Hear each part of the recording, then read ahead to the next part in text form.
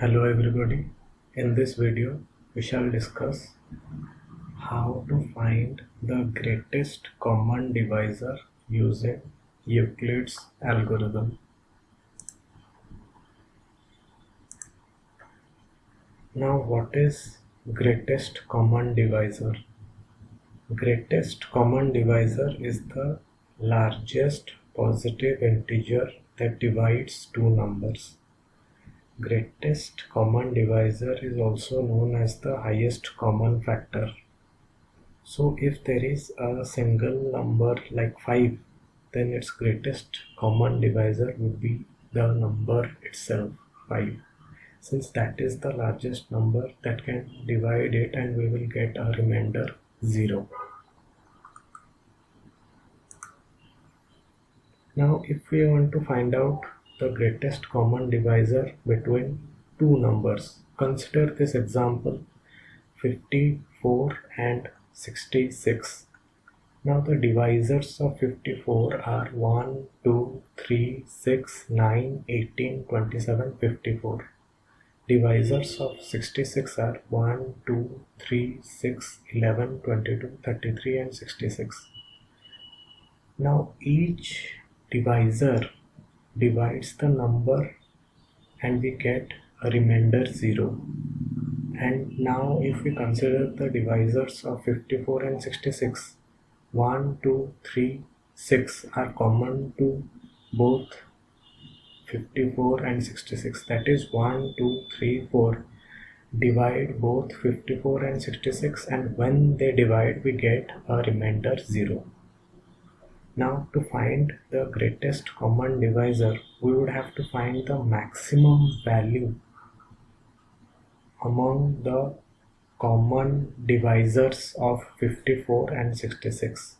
Thus the maximum value among the common divisors, that are 1, 2, 3 and 6, is 6. Thus the greatest common divisor, or the GCD, for numbers 54 and 66 is 6.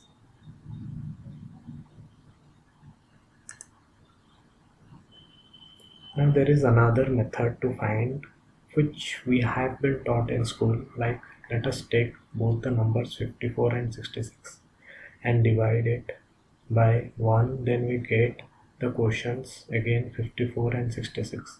When we divide the number by 2, we get the quotients 27 and 33. Now again when we divide the number by 3, we get the quotients 9 and 11. But there is no number that will again divide both 9 and 11, apart from, I guess, 1, but there would be no other number that would divide both the numbers. Here 2 is dividing both 54 and 66, 3 is dividing both 27 and 33. Thus here the GCD would be to multiply 3, 2 and 1. That will be 1 into 2 into 3, which is giving 6. Thus again we find the GCD to be 6. Now the naive solution, or a simple solution to finding the GCD of a number. This algorithm can be used to find a simple solution to the GCD of two numbers A and B. Suppose we have two numbers A and B, then we define a function GCD A comma B where x equals to 0. Now this variable x will contain the final greatest common divisor value. Then we start a for loop I from 1 till whichever value that is minimum among A comma B. Because since there will be two numbers and any one of the number would be lesser than the other, once we reach that lesser number, our GCD set has been reached. There will be no number that would be greater than the lesser number that would divide both the numbers. Then inside the for loop, we check if I is dividing both A and B, and we are getting a remainder 0. Basically A modulo I and B modulo I equals to 0. and if this condition is true, then store the value of I in X. So in whichever condition this value is true, every time in X that value is stored, and finally return X. So X will actually contain the maximum value or the greatest value which would divide both A and B.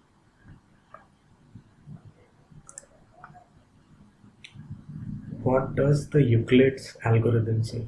So the basic principle of the Euclid's algorithm is, if we subtract the larger number from the smaller number, the GCD or the greatest common divisor does not change. What does it mean? It means that if we find the GCD of 54 and 66, it is 6 that we had found out earlier. Now what I did is that I took 54 and subtracted 66, which is greater than 54, from 54, and if we compute the GCD, we will again find it as 6. Now if I subtract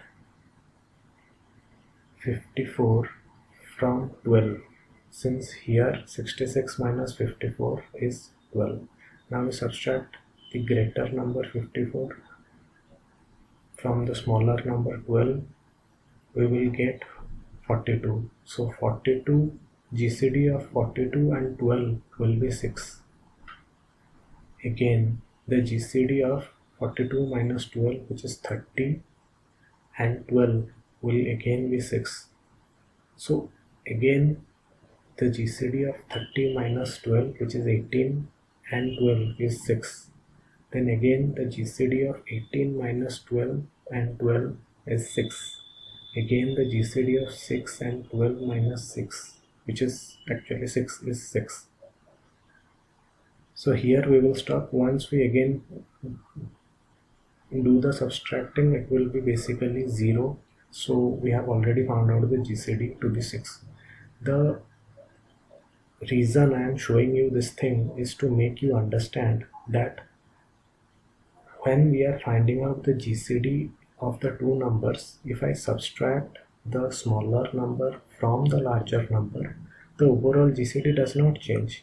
Here I am subtracting the larger number from the smaller number, the GCD remains the same. Again subtracting the larger number from the smaller number, GCD remains the same. Again subtracting the larger number from the smaller number, again the GCD remains same. And when I subtract the larger number from the smaller number, I replace the larger number with the subtracted value. So here what I am doing is that once 54 and we have 66 minus 54, 66 minus 54 will be 12, and then what I will do is that I will replace the 66 with 12, and here I subtract the 54, which is greater than 12, with 54 minus 12.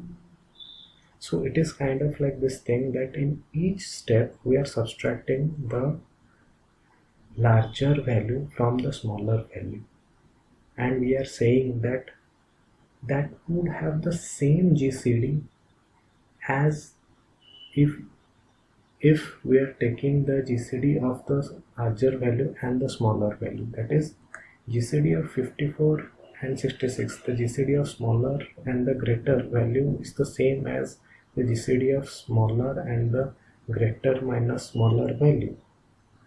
This basic idea gives us a lot of easier method, or a shortcut you can say, to find out the GCD in lesser number of steps, because earlier we would have to compute the GCD from 1 till the number which is smaller, that is from 1 till 54. Then we would have to take nearly 54, actually not nearly, exactly 54 steps to compute the GCD, where we are computing the GCD using only 8 steps.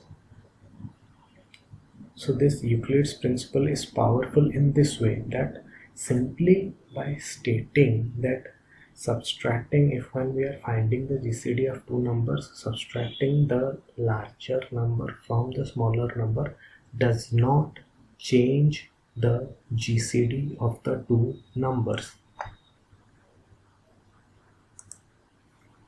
Now, when we are writing a pseudocode for this Euclid's algorithm, we state that we take a function Euclid with parameters a and b, where a can be the greater, b can be the smaller, or a can be the smaller, b can be the greater.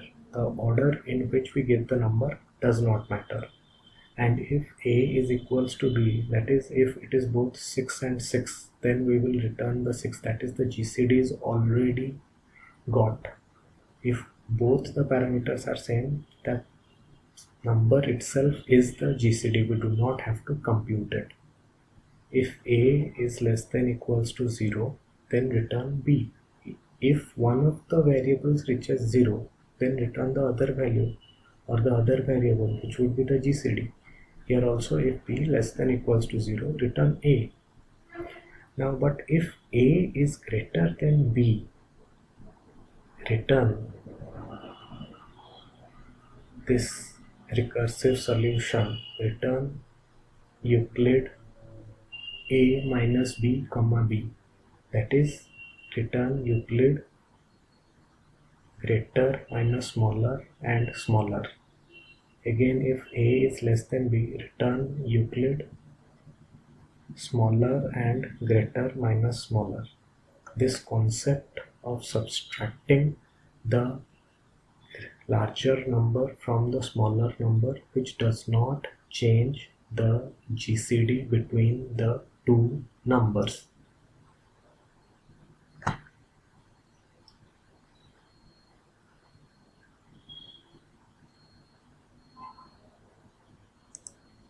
Now, to improve this idea, that we can see a clear pattern, like when we are finding the GCD of 54 and 66, we know it is 6. Now, instead of subtracting 54 and 66 minus 54, let me just rephrase, like if there are two numbers and we are subtracting the larger number with the greatest multiple of the smaller number. Let us look at the example 54 and 66. Now its GCD is 6. GCD of 54 and 66 minus 54 is the same as GCD of 54 and 66 modulus 54, which would also give the same GCD as 6. Now GCD of 54 minus 12 into 4. 66 minus 54 is 12, and we are taking it here. So we are subtracting the larger number with the greatest multiple of the smaller number, which is lesser than the larger number, which would be equivalent to finding the modulus of the larger number from the smaller number. Now,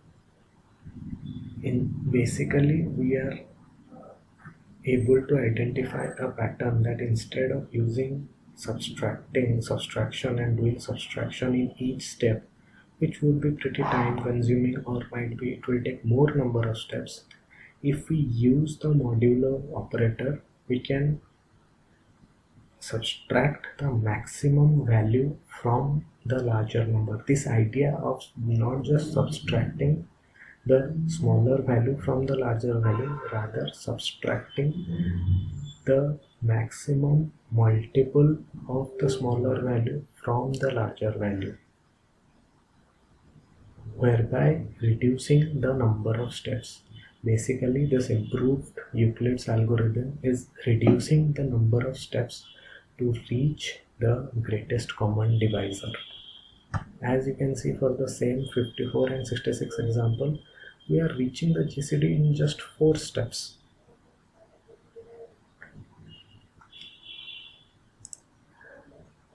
Now, even the code or the pseudocode for improved Euclid is quite small. Like, let us define a function improved IMP Euclid a comma b, and here we are explicitly mentioning that a should always be greater than b, and if b is equals to 0, then return a.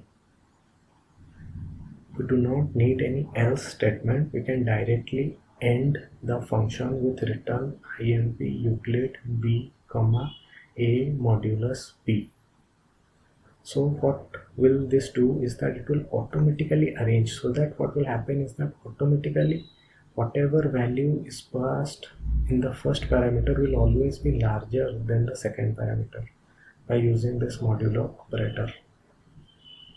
And whenever the smaller value reaches to 0, just return the larger value. Whereas in the previous Euclid algorithm, we did not have any order, and even if we had the order, it would not matter.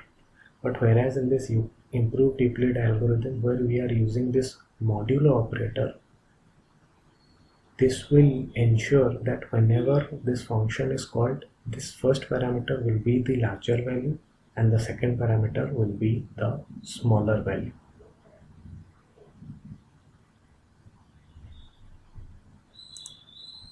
Now let us take an example, like if we had this example of we are just revisiting the previous example where we are taking 66 and 54. Now if we passed 66 and 54 to this IMP Euclid, it will return IMP Euclid 54, 12, which would return IMP Euclid 12, 6, which would return IMP Euclid 6, 0. Now at this point, this IMP Euclid 6, 0 would return the value 6.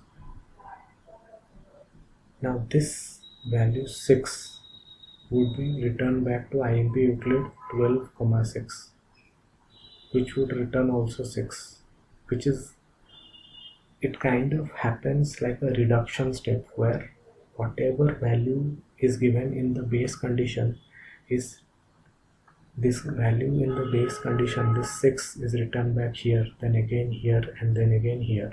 So finally we will get the output as 6, which would be the GCD of 66 and 54.